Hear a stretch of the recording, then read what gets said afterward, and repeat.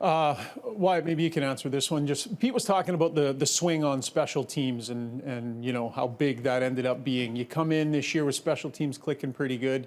How much of a focus is it for you guys? How much time do you spend on it here prepping for the Oilers and getting it ready? Yeah, it's super important. You know, it can decide games, decide series. Obviously, you know, we want our special teams to be great in this series, but we also need our 5-on-5 play to be great as well. I mean, it's so hard to win, you know, games and series come playoff time, especially as you go along, and so you need, you need your special teams to be great, and you also need your, you know, 5-on-5 play to be, you know, just as good, if not better. Left side, third row, Mark. Jason, you obviously came back very quickly from your leg injury. Are you at 100% yet, or you still feel like you're kind of working your way back to game speed? I think at this point in going in this round, it doesn't matter how I feel. I just got to go out there and try to do what I've been doing. Took a little adjustment in the second round, but I mean, there are no excuses this time of year. I think everyone's going through something, so yeah, it's up to me to get up to my standard, and I'm excited that we have another round to do that. Stay in that same row. Wyatt, what has former Oiler Cody Ceci brought to this team since he arrived? Yeah, he's been awesome. You know, you see how good he is defensively. He's made some huge plays, some huge shots blocked, and he's just, you know, he brings obviously, you know, off the ice, just a great person, great guy to be around. And then on the ice, he's been awesome for us. And yeah, he's a huge part of, you know, our kill. That's been great, and just defends super well. And you know, he's even able to get up into the play and create some chances as well. Left side, second row. Both of you are examples of how this franchise has been really good about building from within and using the draft. So that being said, what would you say it's been like having someone like Jamie, who A, has not only been maybe one of the best examples of that you've had, but B, someone who's provided continuity for guys like you so you can carry it on once he moves on?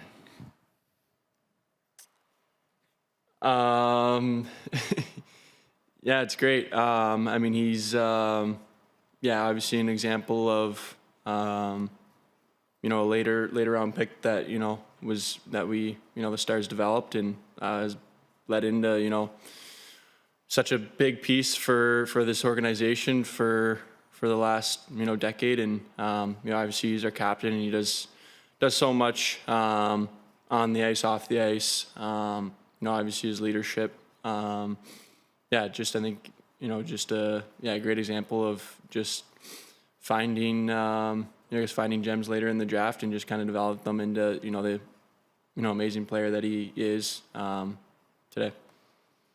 Left side, first row. Jason, you coming off surgery at the start of this year, and then obviously got going as the year went along quite well. Do you feel like it's coming to at some point in the playoffs, a similar sort of breakout? Yeah, I think that's a good example of using the regular season. But I mean, I know we were playing, you know, one of the best regular season, you know, team in the second round, records wise. So it definitely was going to be a challenge.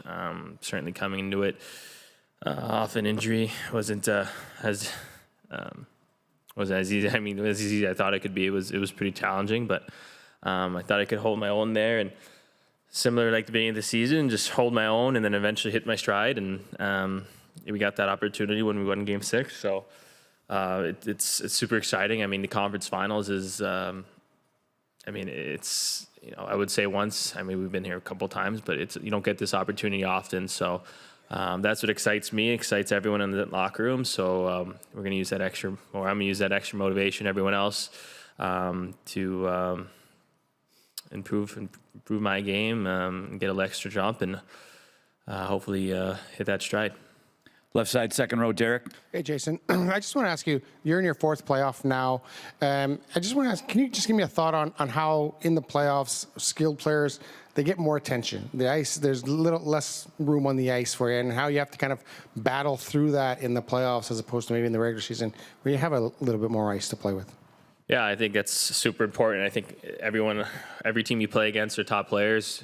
They're circled. You have to notice where they are. There's skill. You got to play them hard. And I think the biggest thing in playoffs is you don't get any offense for free. Everything's so tight. No one's going to turn the puck over, make sloppy plays, bad reads, bad pinches. Everyone's playing really good defensive hockey. So obviously it's tighter out there for the skill guys, but I think that's where you have to keep it more simple, not force the issue, play in behind them, not try to force passes and make sloppy hope plays. So I think we have a good understanding in that locker room to kind of cut down on that. Our coaches have done a great job. Obviously, you don't get here doing the bad stuff. So I think just working a bit more harder, scoring some greasier goals, doing more of the meat and potatoes type of hockey. You see, I mean, the Florida Panthers are a good example of that. They still have that skill, but everyone on that team can compete hard and do everything the right way. So I think we had that foundation here, and I'm going to try to get my game going a little bit more, but I have that foundation, and we're getting started tonight. Take one more in English, and then we'll have a French question for Wyatt. Mike, front row left. Do you want me to ask in French? Sure. Yeah. So Pete made some changes, Wyatt, yesterday in the lines. As players, do you talk? Do you sit there and go, we can do this? I mean, these are lines that we haven't really seen, and I guess, we'll see in the first period if that's exactly what happens. But when you get in a practice and you've seen things shuffle around, do you sit there and say, we can do this or we can do that, or this is a potential of what this line could be?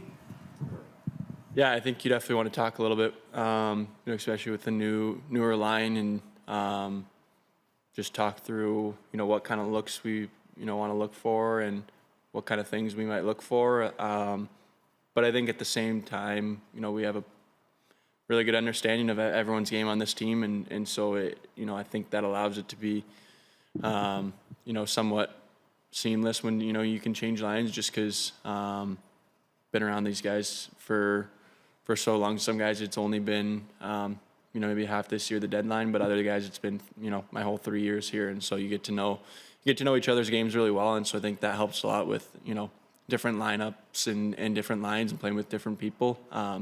But yeah, at the same time, you can definitely have some of those conversations and talk about some different things you want to look for or try to use for your advantage. I think we did a lot of good things last year. I think, obviously a power play was an issue, so we talked about it and, want to be better there. We have some different looks on that this year, so we'll see how it goes and we'll work at that. Special teams is huge this time of year, and obviously Skinner was outstanding against us last year, and so we want to make sure we're making it hard on their goalies. So. Yeah, I mean, I don't think it's anything in particular, really. I know I brought up a few things, but we haven't. That's just off the top of my head. It's not something we're really talking about. And at the end of the day, we know what our A game looks like, and when we roll that out, we're a tough team to beat. And if we can roll that out as much as possible, it gives us a good chance in the series. You did good. You came up the box there.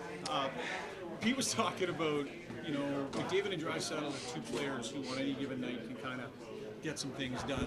The difference of having one of those guys in Rantanen, how does that feel for you guys, when you've got one of those big weapons? I think we got maybe not at the level of Connor and Leon, but I think we've got a lot of guys that can do damage, and we're built to be basically three lines, basically first line, and our fourth line's more like a third. So it's a really deep roster, and I definitely obviously that top end skill of Connor and Leon is tough to match, but at the same time we can kind of do it by committee and with the talent we have. And you look at the numbers guys here put up, it's nothing to bat eyelashes at. So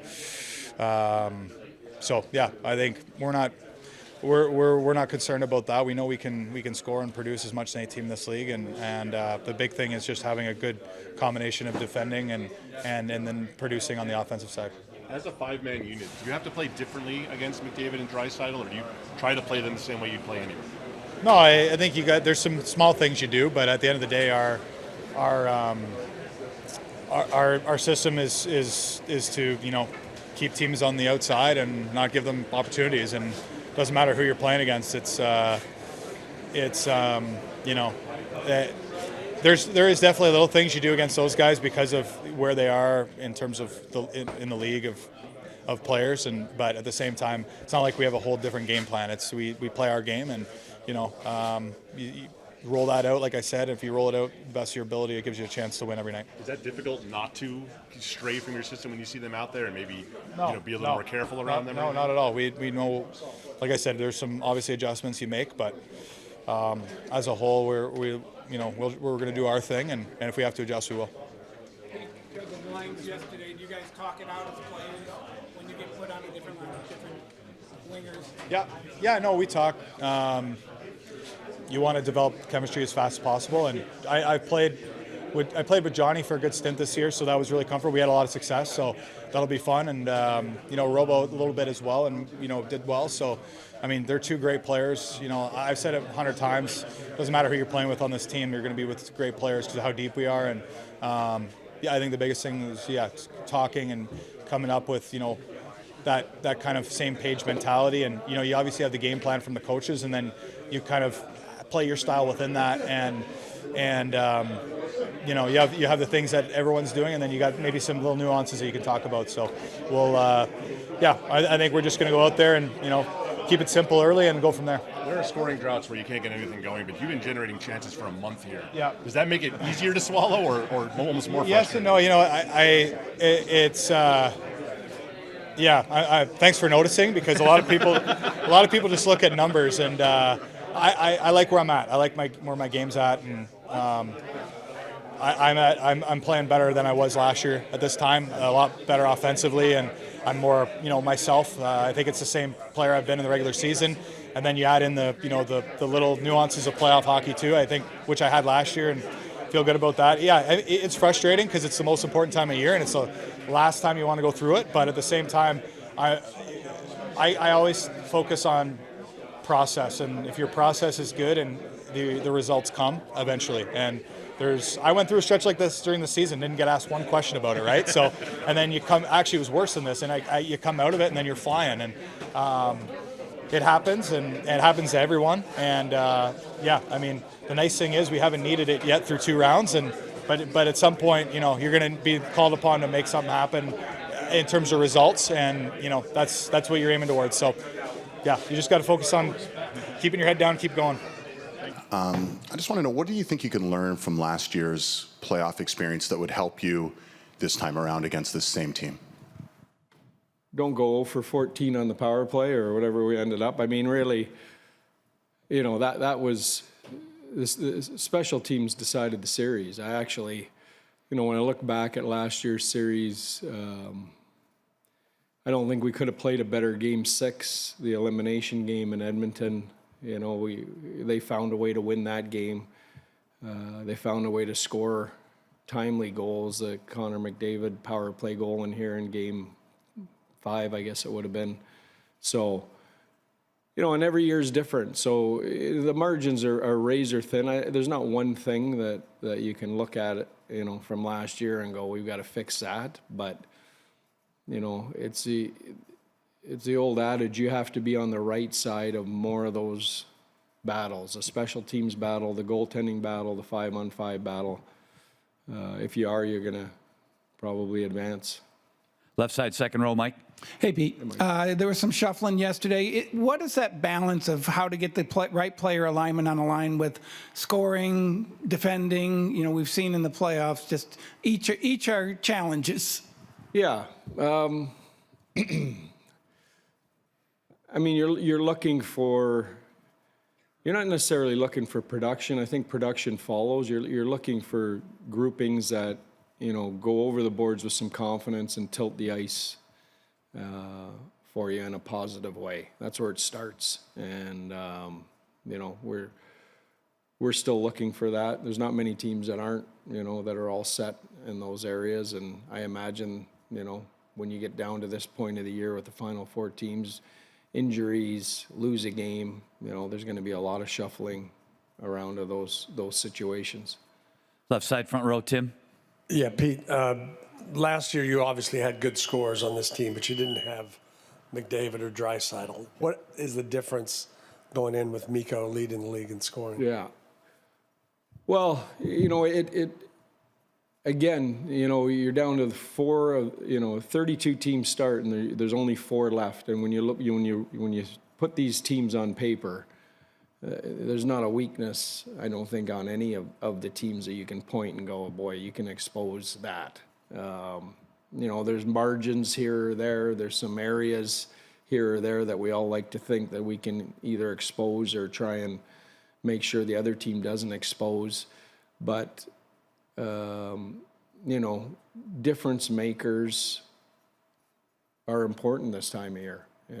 It's why they get paid the money they get paid in this league. And I think last year, like I said, it's not every game. You don't need your guy to score every game, but he's got to show up and create something out of nothing.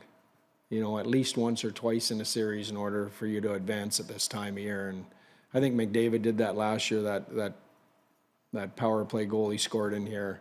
We couldn't have been in better position, 4 guys around, and, he finds a way to put one in the net. There's only a handful of those guys in the league that can make something out of nothing. And Edmonton has 2 of them. So, it's nice that we have 1 this year. Next, we'll go second row on the left, Mark. Hey, Pete. We've been harping on kind of the lack of production from some of your big guys. Do you look at that as a positive in that they're due? You've made it this far without them scoring, or is it a legitimate concern of yours? I think, listen, we played the President's Trophy winning Winnipeg Jets, the best defensive team in the league. I would doubt any team in the league would come out of that series and not be complaining about scoring. I mean, you got to give Winnipeg credit too. I mean, they did what they do best, and I thought as that series went on, we got more looks. I thought Game 7 particularly, even though it was a 2-1 game, I thought we started to break through with some offensive looks against that team. But I guess my bottom line is I'm not concerned because of the opponent we played in the last round, and in the first round, we played without Robertson and Heiskanen. So, I'll be concerned if we're sitting here at the end of this round and we haven't scored some goals. Left side, third row. Hey, Pete, you said possible 11-7 going into this round. Is there any expectation for lineup changes tonight? I haven't made any of those decisions yet, yeah. Anything else? We'll take one more. Left side, fourth row, Rish. Thanks, Pete. The Oilers blue line, maybe fundamentally some of their guys are more puck movers maybe than some of the guys they had last year. Is there a right way to develop a forecheck against a team that has puck movers more often out there? Yeah. Well, I mean, we played Colorado. I would consider their defense probably more similar, than maybe the team we just played, Winnipeg's defense. But I wouldn't call Winnipeg's defense puck movers, but they're the number 1 breakout team in the league, because of their support and how connected they are. So, I don't know. I mean,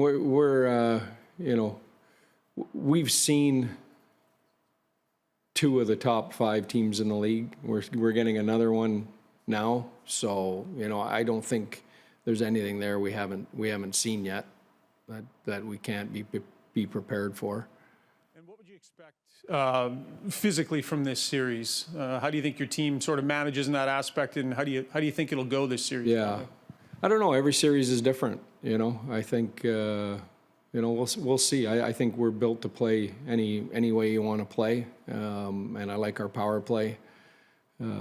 It's made teams pay the price, if they take penalties against us. So, but we're prepared to play however the series rolls out.